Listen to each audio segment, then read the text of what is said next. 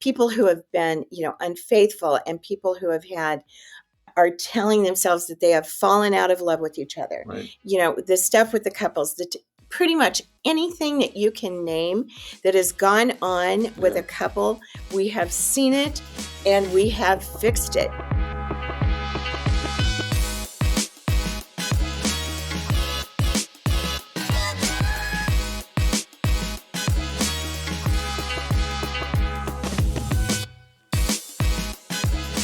Welcome to the Awaken Magazine podcast, where influential conscious leaders come to share the real stories behind their spiritual journey and how they're helping others awaken to love.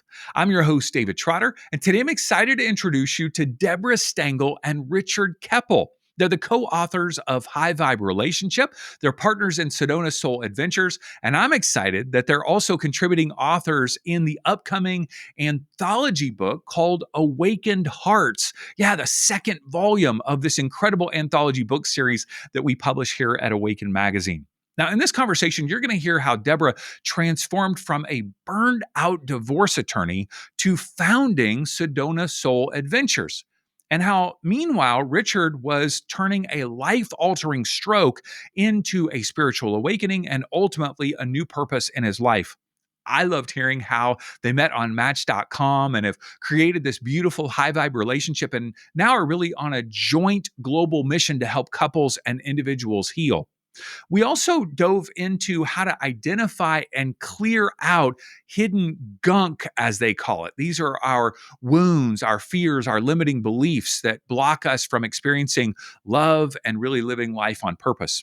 And of course, we talk all about Sedona Soul Adventures and what makes their retreats unique and how they can curate a retreat for you or your partner.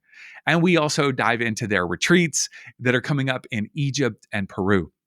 Now, if you are drawn to deep spiritual conversations that go beyond the surface, you are in the right place. And so I want to encourage you to subscribe to the Awaken Magazine podcast on Apple Podcasts, Amazon Music, Spotify, and YouTube. Click subscribe, leave a rating or a review. That's an easy way for you to help us spread the word about these inspiring interviews that we release each and every week. All right, let's dive in to my conversation with Debra and Richard. Debra and Richard, it is great to be with you today. Thanks so much for taking time to hang with us. Oh, David, really great to be with you. Yes, it really is great to see you. Yeah, so I loved reading, I should say, your guys' story of a little bit about your awakening, but also how you met in your chapter for the upcoming Awakened Hearts book. And so I don't want you to tell the whole story because I want people to get the book and read your chapter, but tell us a bit of the story of how you met. Well, the short of it is that we actually met on Match.com. Ta-da! Yeah, unbelievable, I know. And it's one of those things where I was in San Jose, California, and Debra was here in Sedona, Arizona. And there's no way we would have ever met really in life. And so Match.com was a great way to do that. We absolutely feel that the universe brought us together because the only way that we would have met would have been on Match. And I stayed on Match for years, even though I was never finding anybody. And it was just the strangest thing. So we definitely know that the universe brought us together. Okay, so who reached out first? Who made the first connection? That was me. You were, okay. So I was Richard, in San Jose, and basically I was dating people in San Jose for a year or two. And it had wonderful relations, wonderful women, but it wasn't going the distance, so to speak. And so I sat down with my guru and his partner, in San Jose, you've got gurus, and kind of did a self-reflection on why am I not attracting my soulmate, the partner of my dreams, and became to realize that as I went on Match.com, my profile was not about really who I was, but the things I did. And so I rewrote the whole thing and really brought to my basic values of my inner spirituality, my journey, and how I really want to be of service and give back. And so once I changed that, literally 2 weeks later. And I was sitting in Santa Monica on the beach, drinking a glass of champagne with my sister, watching the sunset. And I get a ping and I look at it and I see that I have this from Match.com. And my sister looked at it and she said, oh, he's cute. And then I saw that he was in San Jose. And I had this ironclad rule that I did not want a long distance relationship. So I would never even respond to Okay. people that were further away than Phoenix. But I looked at him and then I read his profile, and his profile was talking so much about his spirituality and his wanting to give back. And it was so funny because before he changed it, it focused on hockey. And it actually said, if you don't like hockey, need not apply. Well, if I had That's a seen quote. that, I would That's have a never quote. applied. Yeah. Wow. So instead, I see this beautiful man talking about his spirituality very openly and his wanting to give back. And I thought, this one I'm not going to be rude to. So I contacted him back and I said, you look great, but you're in San Jose. Now, what I didn't know was that Mr. Silicon Valley, super duper computer guy here, he already had figured out who I was. And he had actually gone on to the Sedona Soul Adventures website. He had watched my videos. He had a real idea about who I was. And he sends me back this text that said, I know, I saw the seemingly insurmountable May I do it distance in my voice? between us. And I want you to know there's someone out here who appreciates who you are and what you're doing in the world. And my sister sees that and she goes, wow, good answer. And so, long story short, we agreed that some weeks later we would actually get together. And in those days, it was Skype. And then that's where we started our conversation, was on Skype. And then, of course, it was one night a week, then 2 nights a week, and 3 nights a week. And it was a really nice way for us to get to know each other in a deep relationship, because, we had some of the tools of how to talk with people. And we talked about Enneagrams. We talked about this. We talked about that. And the other modalities that we were experienced in.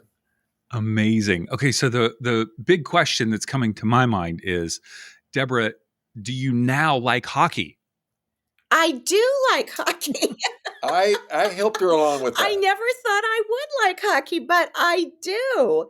And oh my gosh, we've been to so many amazing games. We watched so many incredible playoff games, and no, I'm now into hockey. Who would know that that's what would happen? Yeah. I love it. I love it. Well, I'd love to step back in time a little bit just to hear about your own story, Debra, of awakening, and we'll hear Richard's in just a moment. Debra, you were a divorce attorney for 20 years in Omaha, Nebraska. What was the tipping point where you just felt like, okay, I'm not in alignment anymore. Like, this is not feeling good. What led to that? Well, backing up further, my spiritual journey really started when my mother passed away in 1978, and she was only 51 and died of cancer, full of resentment and hopeless and helpless, and that really got me started on my spiritual journey. And then fast forward 1999. Everything in my life was a mess. I really hated my work as a divorce attorney, except for the part where I was helping my clients, but that only felt like about 10% of what I was doing. The rest was just fighting and arguing and all of that. And so I hated my work. I was in a bad marriage. I weighed over 50 pounds more than I weigh now. I had a medical thing that had happened the year before, and I could see that things were just really going downhill, and I was depressed and happy. I came to Sedona for just 3 days of rest and instead did one session with an amazing practitioner here. In this session, the goddess Isis, the Egyptian goddess, came in a vision, and she said, you either leave your law practice now, like your mother did, or you either leave your law practice now or you're going to die like your mother did. I was exactly my mother's age at that time. I could see that I was stuck and hopeless and helpless. And I really had a choice between death and living. And so I went home. I spent 6 months closing my law practice, spent the next 3 years doing my own personal healing work with different practitioners I was finding here in Sedona. and then moved here in 2001 and started Sedona Soul Adventures in 2002, really based on my own personal healing of working one-on-one in private with these amazing practitioners. Mm-hmm. I guess I'm curious how you became more open to these different ways of experiencing spirituality or the divine. Had that happened to you prior while you were an attorney, or did it Yes. happen right there in Sedona? No, it really started in 1978 and started off with me reading the book Life After Life and getting this idea about what happens after we die. And I did a reading with a woman that turned out to be absolutely spot on. Mhm. And I thought, wow, okay. And then I got into astrology big time. And then I started doing readings around past lives. And then in 1983, I became certified in the Silva method of meditation. And so that really expanded my reach. And then in the late 80s, I became a breathwork practitioner. And Mm. so all of those things really added. So I was just kind of eventually always, always, always adding to and expanding what I thought about, what I believed in, and and just experiencing so many things myself. So all of that has Mhm. really been a big part of my life, really, Yeah. as long ago as 1978. Mhm. Yeah, and it's also interesting because as you're having these experiences that are expanding you in terms of Mhm. consciousness, mindfulness, spirituality, you're feeling I'm sensing that you're feeling the disconnect between what you're experiencing over here in terms of your daily life. Oh, absolutely. And especially when I became a breath worker, because that is just so, expansive and turning you into, utilizing this altered state. And Mhm. so you come out of that altered state of total connection and happiness and bliss. And then the next day you're dealing with two people that are fighting and arguing and hate each other. Right. So the disconnect was pretty awful. Yeah, yeah. Talk to me about the vision of Sedona Soul Adventures. You had been going through your own healing process for several years. I know you just said you really created that out of your own personal experience of working with practitioners one on one. At what point did you go, wait, I want to create something? I want to utilize my gifts to create retreats for other people. How did that vision come about for you? It literally was a vision, David, because the first thing that happened was the whole thing of ISIS coming to me and saying, you either leave your law practice now or you're going to die. Hmm. And then fast forward to 2001, and I'm in the same room. She appears again in a vision, and she says, it's time to move to Sedona. And I'm like, for what? And my experience is they never show you the whole thing, they just show you the next step.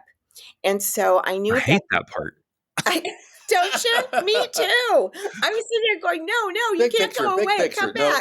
Come back and tell me and show me what I'm supposed to be doing. Yeah. But the thing is, if she had shown me the whole thing, I think it would have been so overwhelming and so Mm. scary and so big that I wouldn't have been able to, number one, believe it, and number two, do it.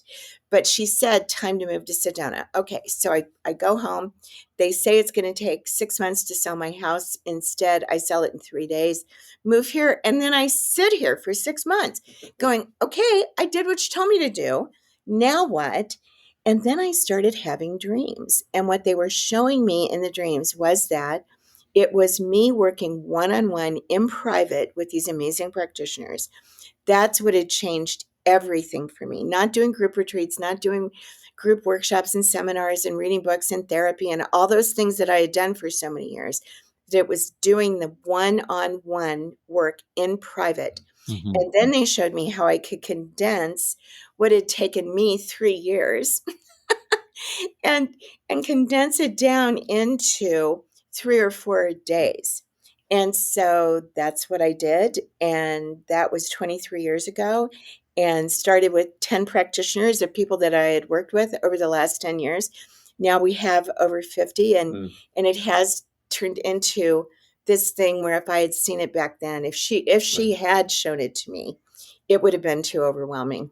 Amazing. I want to go deeper into the very first retreat. I want to hear all about that in just a moment. But I'd love to also go back in time to hear a little bit about your own story, Richard, because Mm. you were simultaneously having your own journey. So Yeah. before meeting Deborah, besides an obsession with hockey, what else was life all about for Well, you? yeah, so like, boy, I was only on 4 adult teams at the time, but who's counting, right?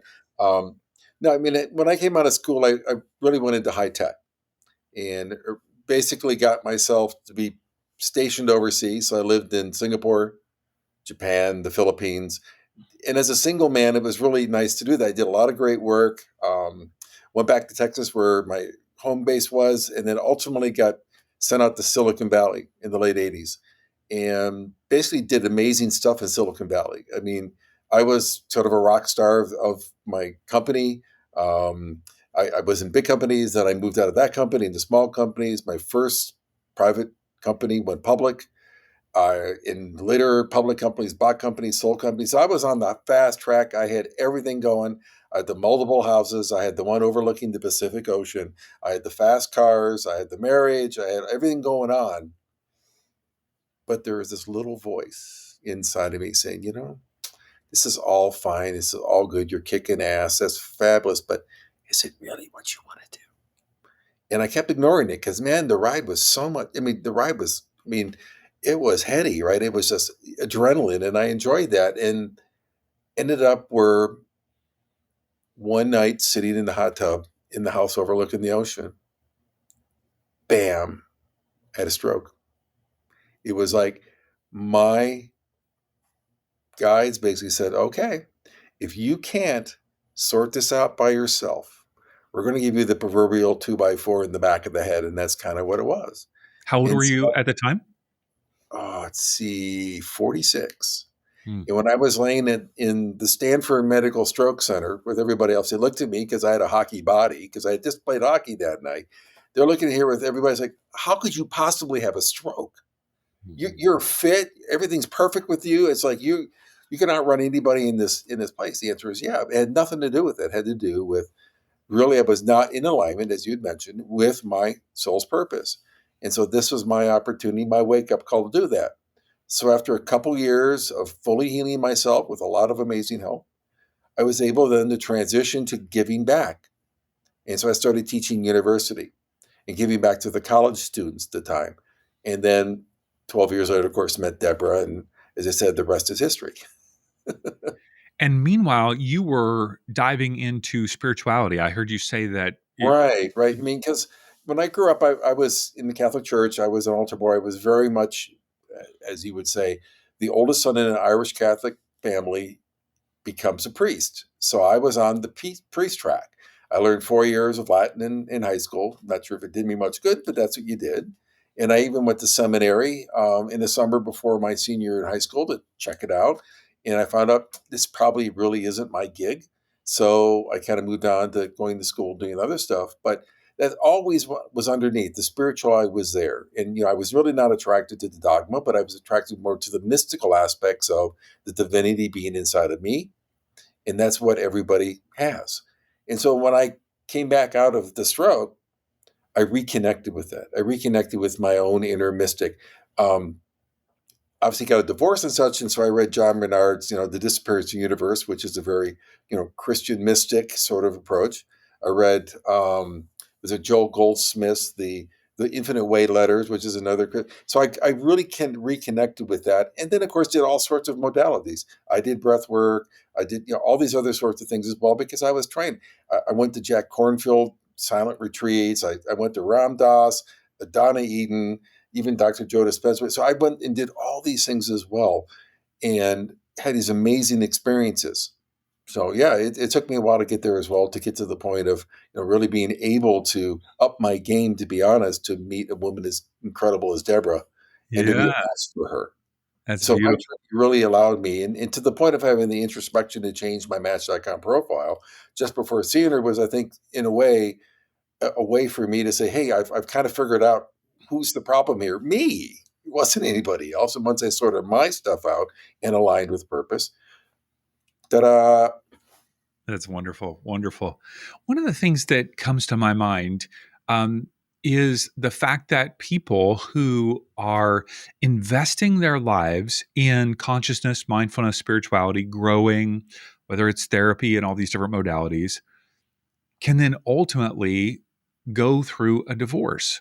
And that's my story as well. I went through a divorce almost 4 years ago now, and I had been a pastor for 10 years. I'd done so much therapy. I'm investing in spirituality, all these things, right? And yet, um, those of us who are doing our very best to grow and learn can't seem to make it work with that particular individual. You guys help lots of people who are going through challenges. Sure. Why do you think that is? Why do you think it is for people like us can't make it work in a particular relationship? Do you have any insight on that? I think it's a real combination Mm. of a few different things. And, the person that I was married to before I met Richard, we were married for 20 years. He was also a spiritual person, and somebody who, that was one of the reasons that I married him, was because it was something that was important to me. And for the last, 10 years of the marriage, I kept telling myself, if I'm a spiritual person, I should be able to make this work. Right. And finally, things happened where he finally was the one who left. And I am so happy because it's just an energetic thing Mm. that is a combination of a lot of different energetics. One of the big things that we work with in Sedona is obviously energy. And so Richard has an energy and an alignment. I have an energy and an alignment. And if those energies are not in sync with each other, then it's just simply not going to work. Right. And what I know and what I believe after 40 years of working with couples now is that everybody has what we affectionately call gunk, core wounds, traumas, fears, limiting beliefs, patterns, blocks, all of these things that are causing the trouble. And that unless and until you find and release those, you can't really have a truly happy life or a truly satisfying relationship. And then you also can bring in things like birth trauma and karma, which I've now discovered many years later that my ex-husband and I had some karma that was really not resolved. Richard and I have incredible past Past lives that we lives, know right. about with each other, including in Egypt. And so we've been able to really clear out the karmic Gunk.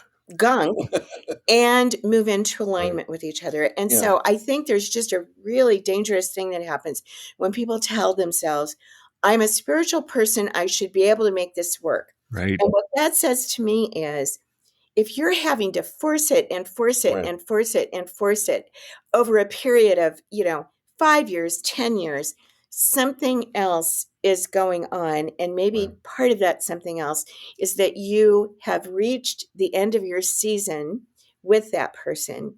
And God, the universe, is wanting you to move on with someone who, like in our situation, has made us so blissfully happy, Oh, yeah. happier than I ever thought possible. And True. particularly to find this at this time in our life, Oh, yeah.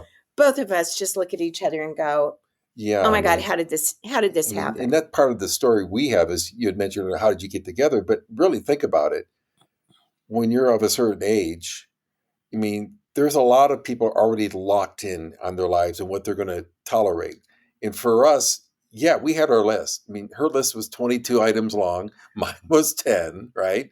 And it was important for us to really know that when you meet the other person, they have to meet all of the requirements. And we have this thing, and even in the book we talk about is don't settle.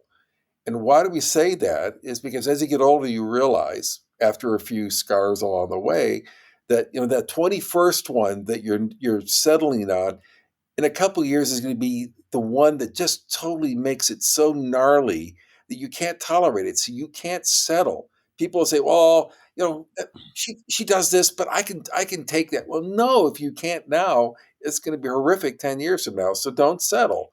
And when you have that alignment, that energetic alignment where you're not settling, when you're doing the best you can for yourself, you're taking care of yourself, you're getting your energy up, and you're attracting another person who's got their energy up, and you're both committed to your own personal development. And then you then take that next step in saying, I'm going to help you in your personal development, and you begin to nurture them in the way they want to be nurtured. You get this sort of energy system together that you form this third thing, which is the energy entity of your relationship. And so all those elements, again, be energetic perspective, have to be together to make that work. Thank you for sharing that. Beautiful. I want to go back to Sedona Soul Adventures and the beginning of this business, which was, you said 2003. Is that right? Did I get that right? 2002. 2002. Okay.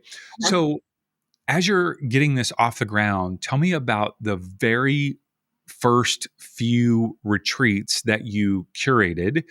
And in the process, you've said these are not group retreats; these are custom curated, either individuals or couples. I'm just curious about the first few retreats and what that was like for you. How did you find these individuals that you would serve? Wow. Well, that was just the beginning. I mean, this is 23 years ago, and this was really the beginning of people finding things on the internet. And Remember, there were no so mobile phones then either. no mobile phones, no nothing. I mean, when I think about how things were back then, and so for that first 6 months, it was like, is this going to work? And so the first part was um, using the internet for people to find us, and it was so interesting because did a reading with this amazing person in Los Angeles, and I was trying to figure out how can I do the marketing on this? How can I do? And she's like, and I was calling different marketing agencies, and they were like, "What? You're going to do what?" With what? So I did this amazing reading with her, and she said, "You're not going to attract people that way. This is why the internet has been developed for exactly this time for you." I've never said that before. The internet was developed for us. Well, I didn't realize that.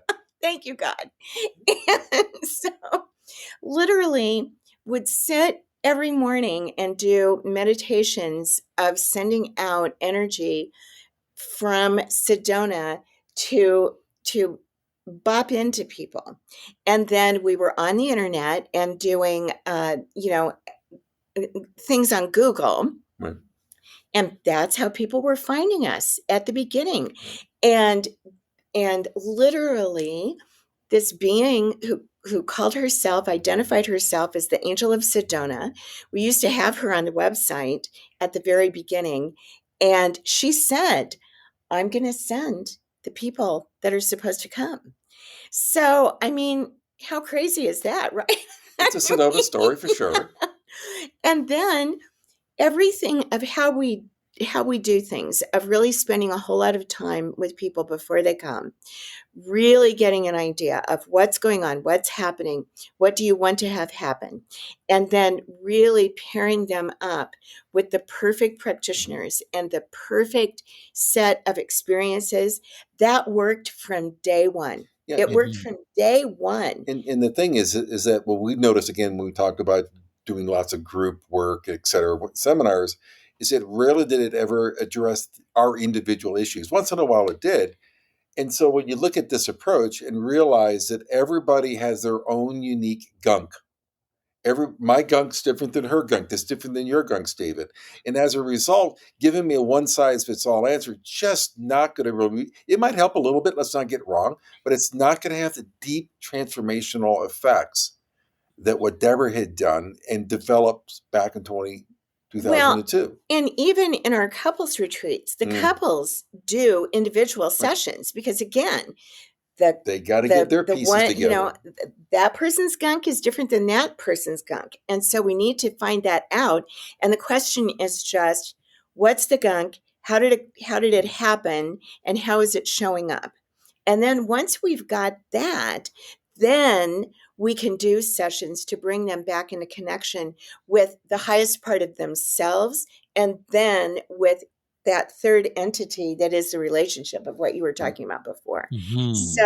So it is just so absolutely fascinating to me. And these are great questions, David, because some of this I haven't thought about for a long time. Yeah. And that we were literally sending energy out into the universe, and the universe was sending our first clients.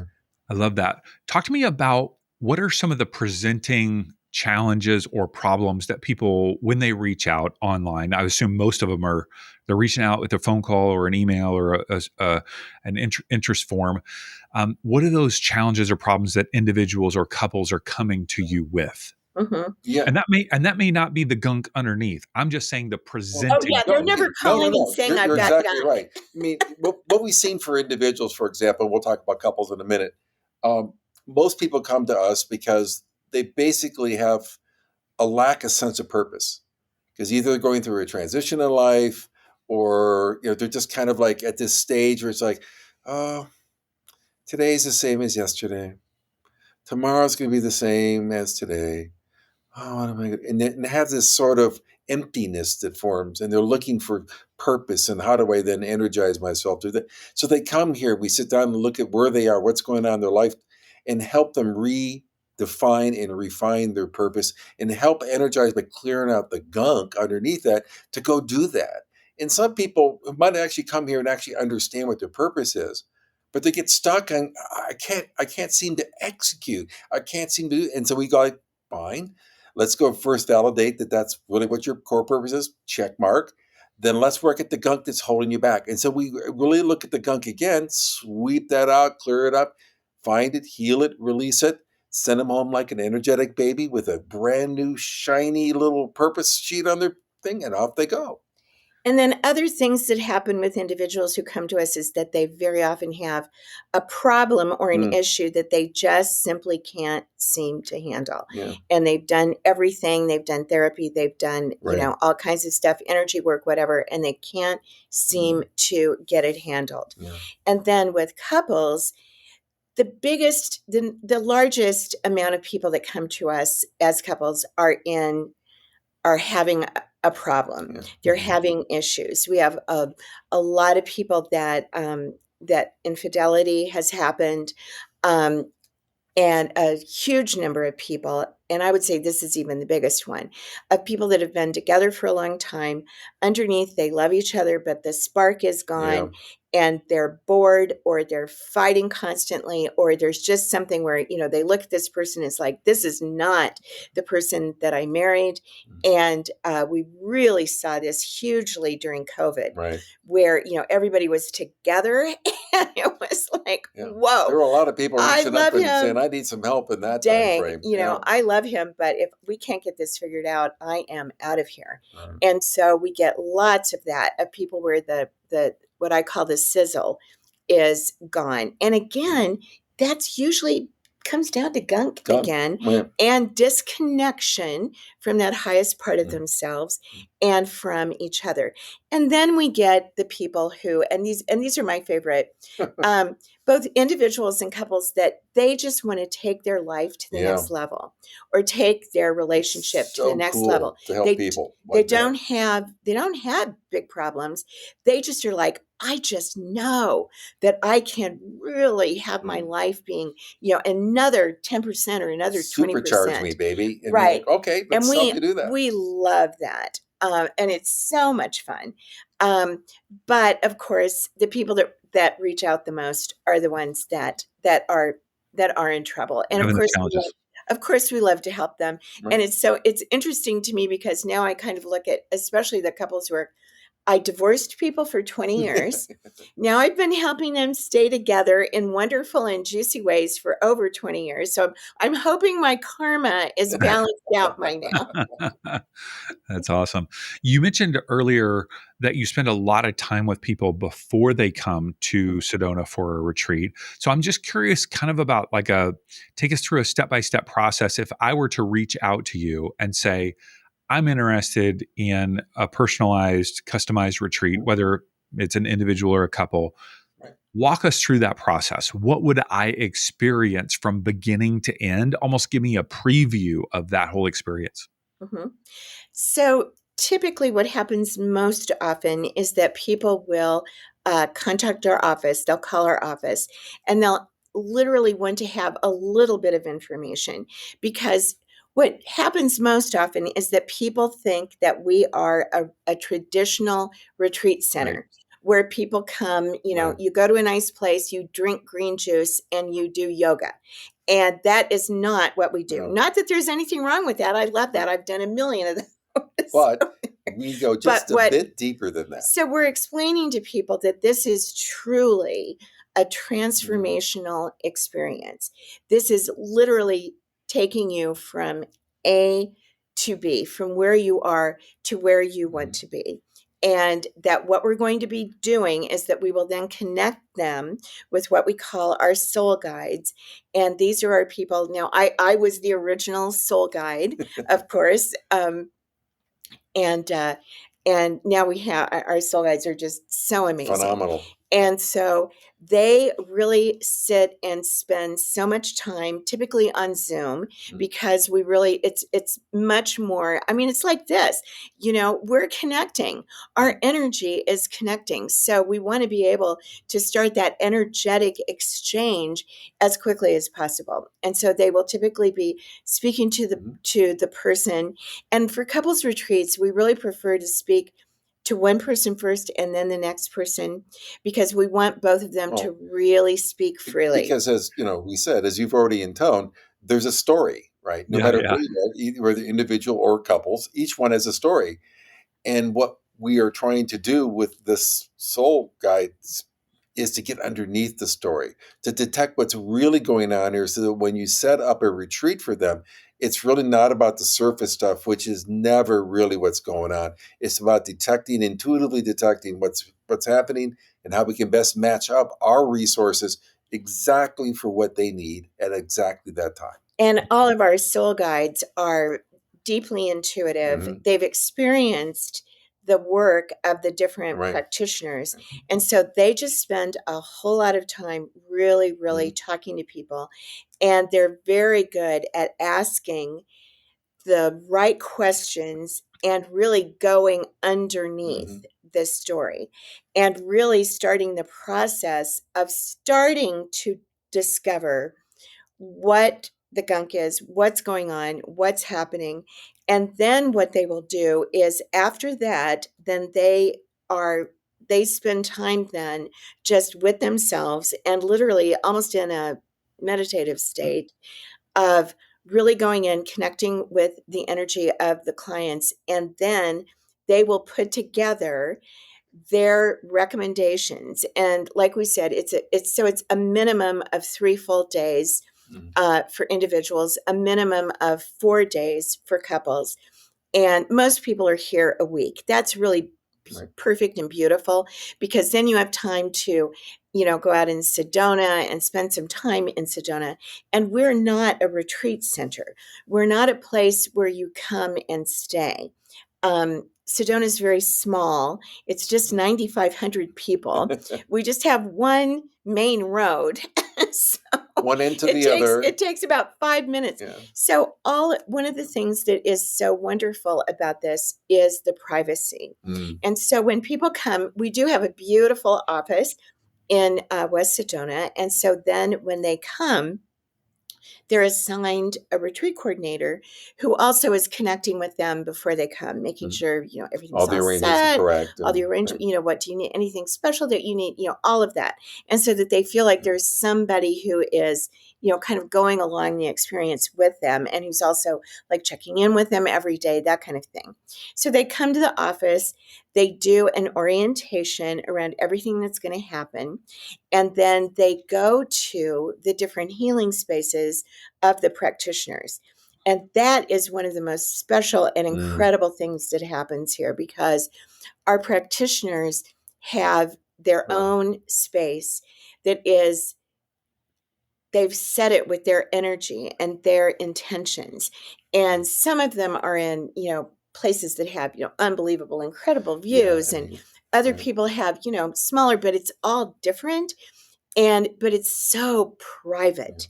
And that is one of the biggest things, like especially with couples. A lot of people don't want to air their dirty linen in the in a group in a setting, group or setting. even if you're a retreat center, Yeah. somebody next to you in the room next to you is having a very deep experience in breath work, is yelling and screaming and emoting, and you're like, whoa, this is, I don't need to hear this, because you're on Right. your own experience.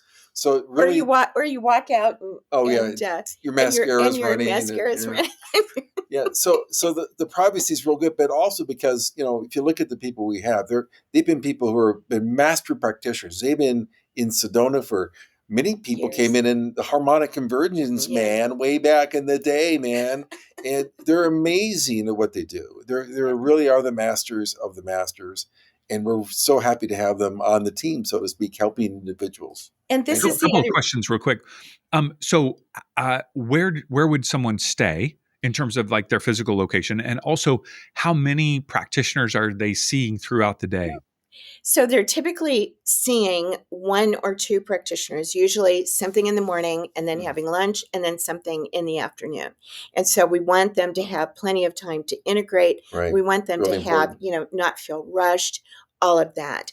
And as so what's also wonderful about the customizing is that what I discovered, especially the first 3 years that I was doing this, was that everybody was different for what they wanted. Some people wanted the lap of luxury. Some people wanted just, a clean room. Some people wanted a place with a kitchen so Or, that they could, right, make Airbnb versus their own whatever, juicing whatever. or whatever. And so in this way, because particularly Sedona is such a place that attracts tourists. We have over 4 million visitors a year.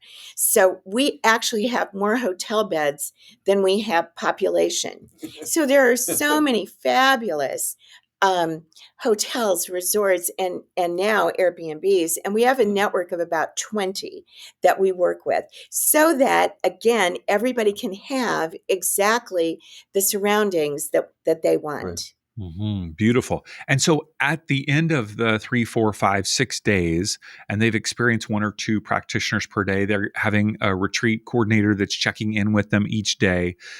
How do they integrate or come to like some landing place with all of this experience? Yes, very good question. So, what I forgot to say is that we also, as part of the retreat, they are assigned a coach who is a soul coach, which is a special training that we do. They're not only certified coaches, but also soul coaches. And they're also deeply intuitive. And so the first thing that they do just a day or two before the retreat is to do a very focused connecting and intention setting with the coach so that it's really laser focused. And then they do the retreat. And then within 24 to 48 hours of when they get home, they do an integration session, which is all about what happened, what were the takeaways, what were the ahas, and then they set intentions for what they want to have happen over the next year. And then they do a minimum of 2 ongoing integration calls on Zoom with their coach. And then we also have an amazing aftercare program that makes it very easy for people to stay with us for a period of a year Or because more. Yeah. we really understand that the soul adventure is a pattern interrupt. And so what we do not want to have happen is for them to go back home and go back into the old patterns and the old life. So we do so much to absolutely help them to not only maintain what they get here, but to have it continue to grow and deepen. Yeah, and just a little bit underneath that is that, when they leave with a set of tools to take home with them that are unique to their situation and what there is, that then the coaches then follow through with them through time. And so Mhm. again, they might have personal things to do in the morning or whatever without a coach, and Mhm. then the coach checks in. Well, how'd you do this week? Did you do your breath work on Saturday, like you said? Did you sit down and meditate like you were going to do? Did you do your walk together in there? Did you go, et cetera, et cetera, et cetera? So the coaches really are kind of the accountability piece of it going forward. And it's interesting because about a month after, for instance, a couple goes home, they have this nice high, they go home and feeling great. And then there's suddenly this, and it happens to everybody. It's so natural. And what our coaches are there kind of with their hands out, catching them before they do the full face plant, right? And say, I mean, it happens, right? How do we help you? And we help them, remind them, bring them back into connection, bring them back into the experience that they just had. And suddenly they lift themselves up and then, oh, okay, now I remember how to do this. Let's keep going. And that's pattern interrupt, basically pattern interrupting the pattern interrupt again and again to get it perfection for them. But you're so right, because the ongoing work It's so important. is just so incredibly important. Mm-hmm. Talk to me about some of the results that you have seen. Obviously, you've been doing this for over 20 years, but the success stories of individuals or couples. Help me hear some of these. I have to tell you, the stuff that happens is absolutely miraculous. And I will tell you, after 23 years, I am still amazed at what happens. This is not hyperbole. People will come to us having already filed for divorce. And I mean people that are like actively in conflict, and where I there have been times where I've thought, meeting somebody at the beginning of the retreat, I'm like, oh my God, I'll say an extra prayer. It's like, oh my gosh, because, it's like, oh, here's the one that's not going to work, because we're pretty much 99% works. No, I mean, which is truly, really amazing. Our success rate is right at what I would say 95%. 95%. That's probably a fair thing. And the ones where it doesn't happen is when somebody slipped through the cracks and they didn't really want to be here. And they kind of got dragged here by somebody else. But we do all this to make sure that doesn't happen. But I mean, people who have been, unfaithful, and people who have had, are telling themselves that they have fallen out of love with each other. Right. The stuff with the couples, pretty much anything that you can name that has gone on with a couple, we have seen it. And we have fixed it. And I mean, the number of people that end up doing like a recommitment ceremony here in Sedona before they come home. And then people coming to us, I mean, oh my gosh, just on the verge of despair, like I was when I first came. I mean, people who just feel like their life is not anywhere close to what they want it to be. And we are able to move that gunk out, move them back into connection. And when that happens, people find their purpose. They find a way of living their purpose. We've had people come who have said, I can't get along with my boss. Do I need to leave my job? And we do the energy work that we do. And they go home, they go back to their work. And all of a sudden their boss is going, welcome back. Oh, we missed you. Wow. Or we'll have, we get so many referrals of people that go back to their work and nobody knew where they were. And then people will call us and they go, what happened to you? You're totally a different person. And then they'll tell them. And they like it. And then they'll call and they'll say, I want whatever Sally just had. And we'll get, it's interesting also, we get a lot of people that will call us and they're in unhappy marriages, but their partner won't come. And so we say to them, you know what? Okay, we try to have the partner come. If the partner doesn't want to do it, fine, because this is not going to work if the partner doesn't want to come. But then we will talk to them about, you know what? You're just like what Gandhi said, be the change you want to see in the world. They do the processes with us. They go home, and all of a sudden, their spouse is calling and going, I don't know what you did to her, but can I come out next week? There was this one guy who refused to help around the house and all this other stuff, and his wife would nitpick him. And so that was the case. She came. She learned about her own gunk. It was partly the reason why she was nitpicking and all this other stuff. And she went back. And next thing you know, a week later, started doing the laundry, started doing the dishes. She never asked him. Wow. But the energy had shifted so much. And he shifted out of confrontation into cooperation, that suddenly their entire relationship changed. Its entire tenor, its entire energy, because she was willing to take the leap of faith, to raise her own energy up, take responsibility for herself first, without blaming the other person. And that made all the difference for her. One of the most amazing situations that we had were some people that had already filed for divorce, and they'd been married 20 years. And he had said for 20 years, before the marriage and during the 20 years, I will never cheat on you. I will never cheat on you. He grew up in a family where his father cheated when he was 4 years old. His mother kicked his dad out. They got a divorce. He never saw his father again. And so I said, I will never cheat. Well, fast forward 20 years, and he had an affair with a coworker. So they come to us, and this is part of the work that we do of discovering, and this is a big part of our book, what we call the nurturing codes. The first part is finding and releasing the gunk. The second part is finding your nurturing needs for each person, which is based on your birth information. So we get together with them and we discover his number one need was words of praise, and number two was gifts. Yes, right. We talked to them. Is he getting words of praise? Oh, no. No. She's criticizing him up one side and down the other. Guess who's giving him words of praise at work? Girlfriend. Oh, you're so smart. Oh, you're so creative. Oh, you're such a good lover. Then the next one, this was the craziest one. His next one was gifts. The nurturing needs are similar to the love languages, but much deeper, much more intuitive, and much more accurate. He says to us, well, you know what? I don't get gifts. I grew up in my family. Nobody ever gave gifts for Christmas. And Debra and I kind of did one. And we're like, what? He said, so I told my wife I don't need any gifts. And so for 20 years, no gifts. Here's a guy who is number one need. Guess who was giving him gifts? The girlfriend. Nothing expensive, but things that meant something to him, that showed him he was loved, because that's what the nurturing needs do.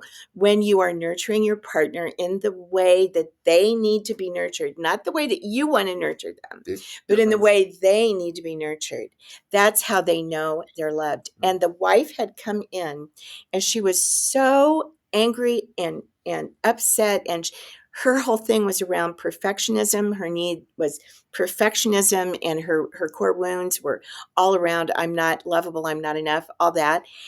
When she finally got it, that all of this, the affair wasn't about sex, it wasn't about his ego, it was about him having 20 years of constant criticism from her and 20 years of no gifts, no matter what. It changed the dynamic totally. She melted. And they came together, and then more things happened in their breath work. I mean, it was just astounding. But they were two that at the beginning of it, because she was so adamant about the divorce happening. Again, that here's the exception to the rule. This one's not going to work. But the process of looking at the nurturing codes, of identifying core wounds individually, addressing them individually, looking at the nurturing needs, which are based on birth information, which is invalid, and looking at that, and then really making sure each one of them knows their nurturing needs. Because most people, David, know what they want.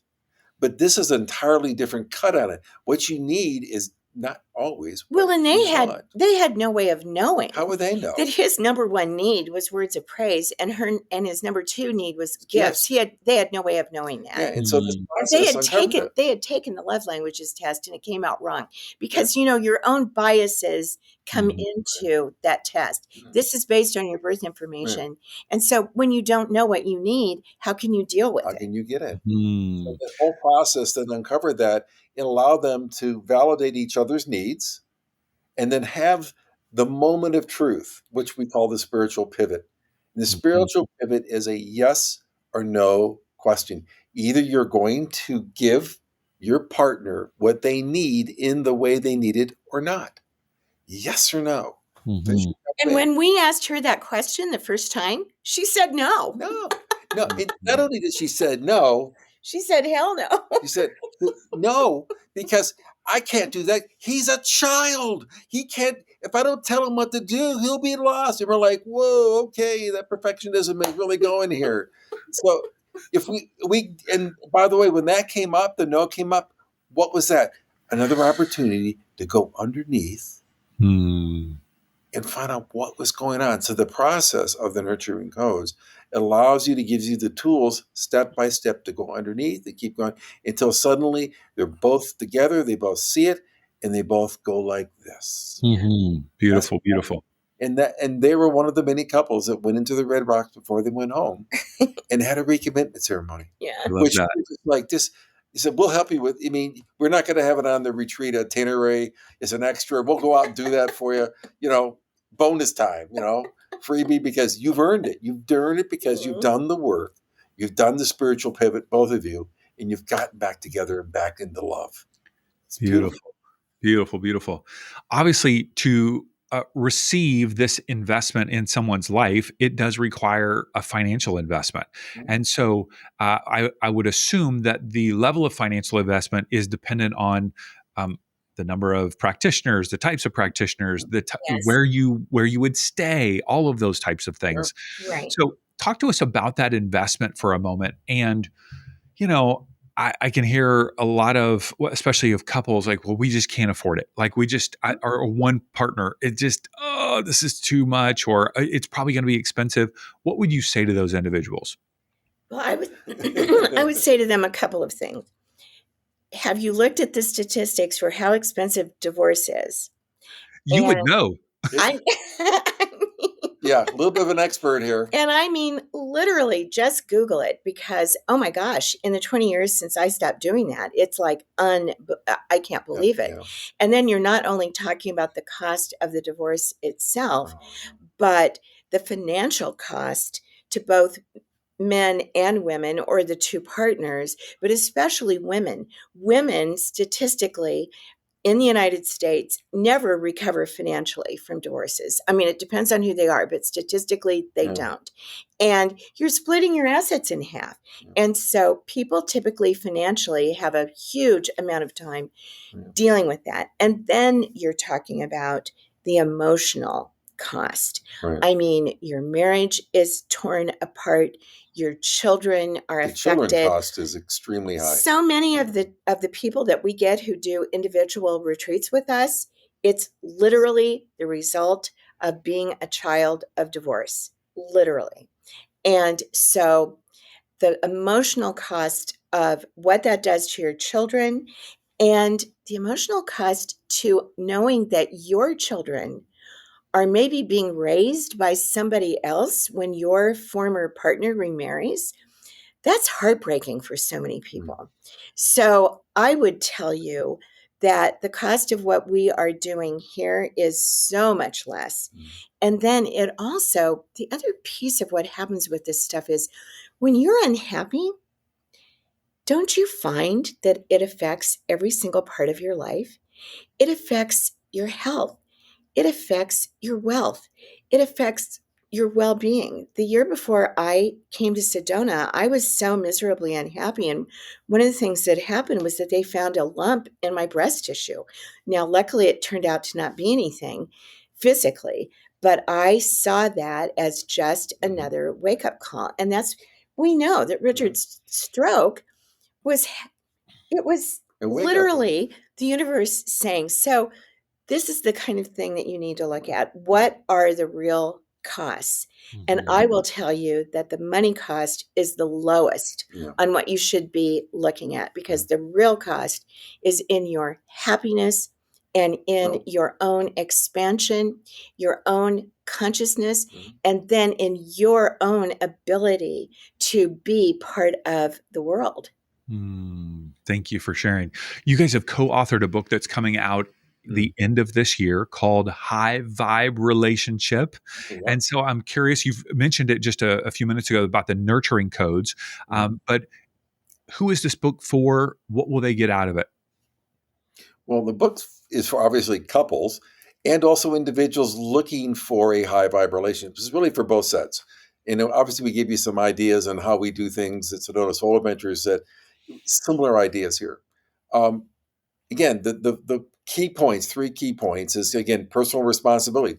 Take responsibility for your own journey. Get your vibration as high as you can, whatever modalities you want, which will then attract somebody of an equivalent your thing. Own gunk. Your own gunk.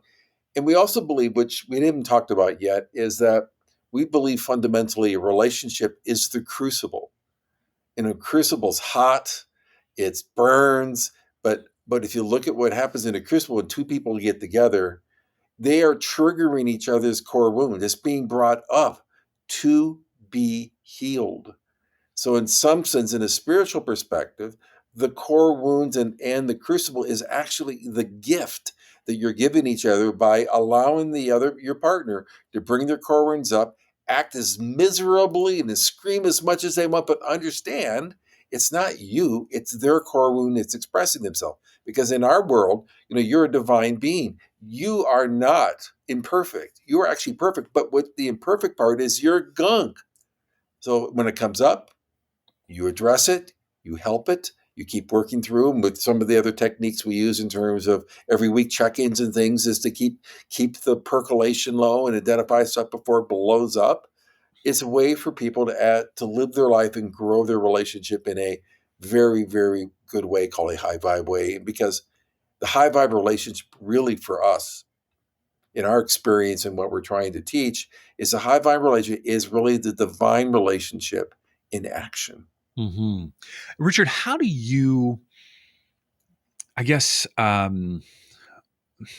integrate or understand? There's two concepts that you've mentioned today. One is, okay, I had this list of 10 things that I wanted in Debra, and don't settle for not having all of those 10 things, right? And then Mhm. at the same time, you're sharing a relationship as a crucible where you are having things that are arising that are triggering you, right? Sure, How sure. do I differentiate between, um, is this thing that's I think is missing, is that actually off of my list that I should be not settling for? Or is it actually my gunk that's being triggered and I need to release that thing that I thought I needed? You know? There's a Like, couple ways we'd look at it, and again, I'm going to ask Deborah to Mhm. weigh in a little bit of her perspective. But the first thing, when people get together, we all know when you get together, the relationship is oh, glorious. it's I perfect. mean, you've got Amazing. all these dopamine, Yes. oxytocin running around in your brain, and you know what? There is no core wound to be found. I Yeah. mean, I'm sorry, that's what puppy love is all about, and initial love. Because if you didn't have that part, nobody would ever get together, right? And so what happens over time is that obviously wears off. That's when the core wounds begin to come up. And so the question then becomes, how do you survive that? And so, but that doesn't mean when I had my list of 10, I didn't have what I call red flags. There are certain things, for example, that I knew I would not tolerate. Mm-hmm.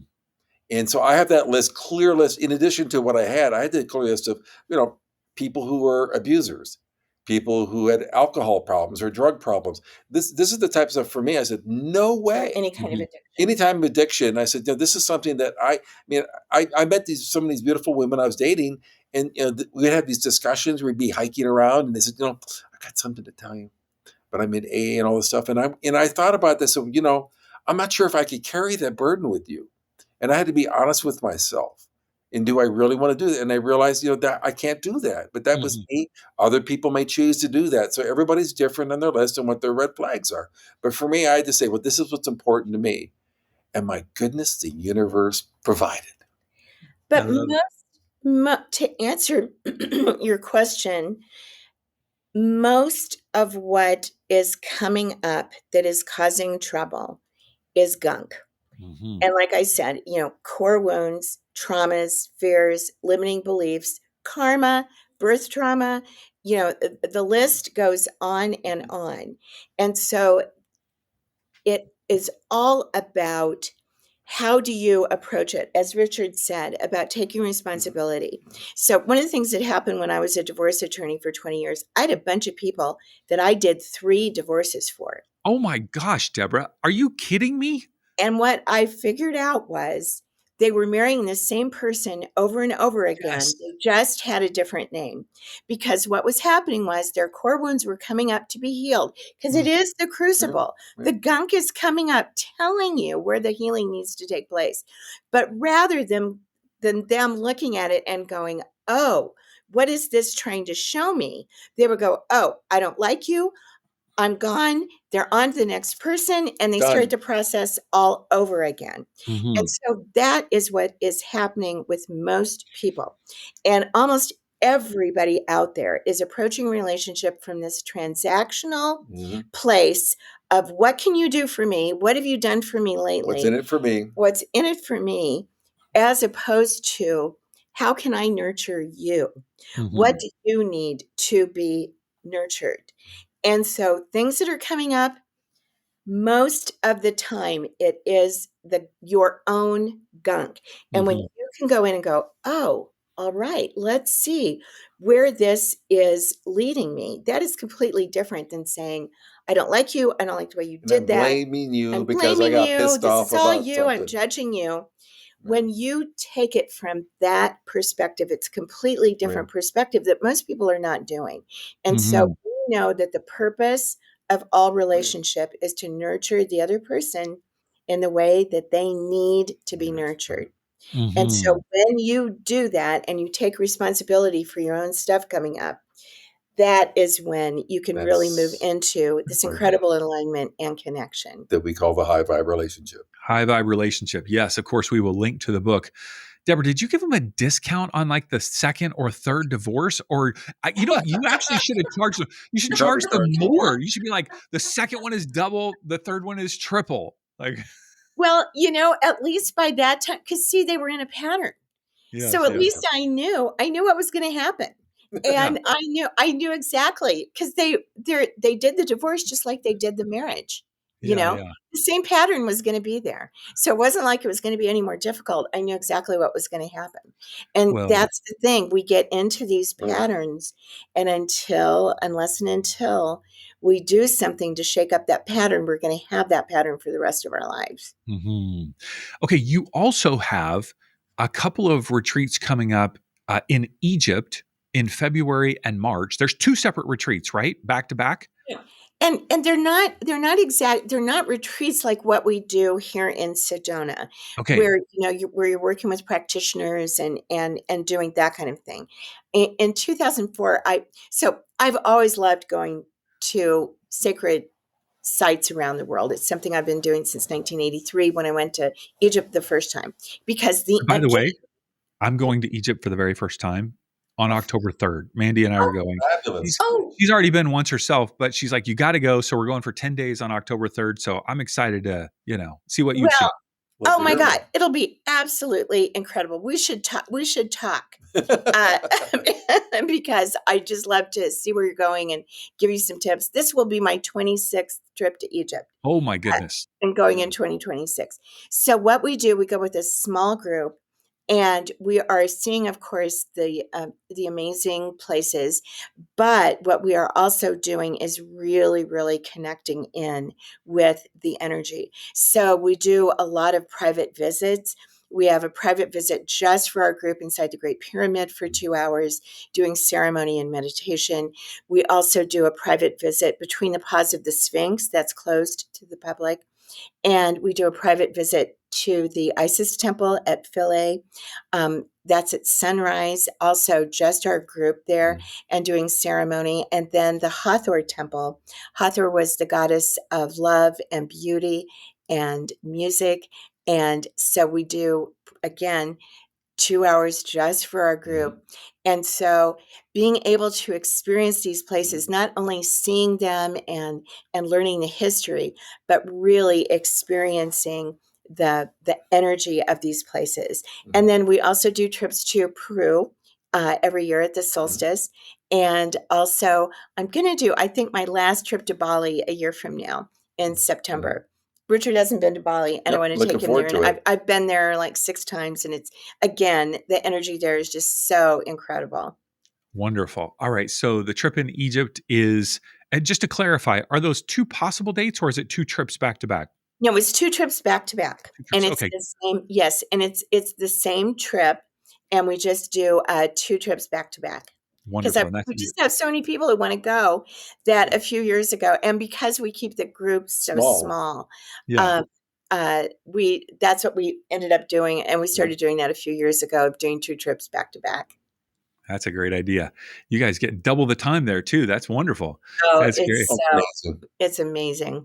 That's great. And you have a special guest on these particular trips that I just saw that you announced. Would you like to share about her? Yes, she's incredible. Her name is Dawn Huang, and she is an amazing energy worker and intuitive and channel. And she was also last year in 2024, she was voted the number one speaker at Mindvalley University, and which is incredible. I mean, they have so many incredible people. So Dawn is absolutely amazing. Richard and I have been working with her for over a year now. We actually met her in Istanbul through Vishen Lakiani, who's the founder of Mindvalley. He's a friend.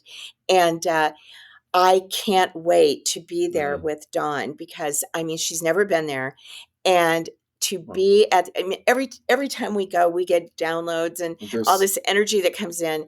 And so for somebody like her, I just can't wait to see what is going to happen when we are with her. And like, we have the first day all planned around what we're going to be doing around the pyramid and at the second pyramid. And I'm so and the other thing that makes this really interesting is that what we have found over the years, especially Debra has seen, is that the people who come on these trips, almost all of them have had some past experience or lives in Egypt. So they all have. So when Debra says, it's like, it's a coming home trip. Yeah. And what we also find, which is interesting, is that if you go back and look at their past lifetime, many of them have been in Egypt together. So this is this sort of energetic bubble that's formed on these trips that it's very hard to describe except experiencing it. Yeah. It's a calling, yes, because not everybody's called to go to Egypt or called to go to Peru or called to go to Bali.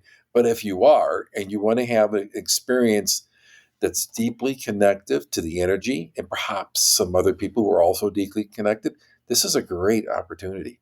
Well, and people that go to Peru, our shaman there is Jorge Luis Delgado, who I believe is one of the really important teachers on the planet right now.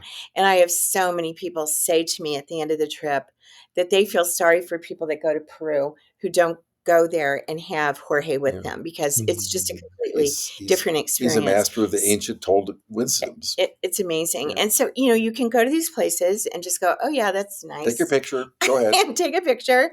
Or you can go and really experience them.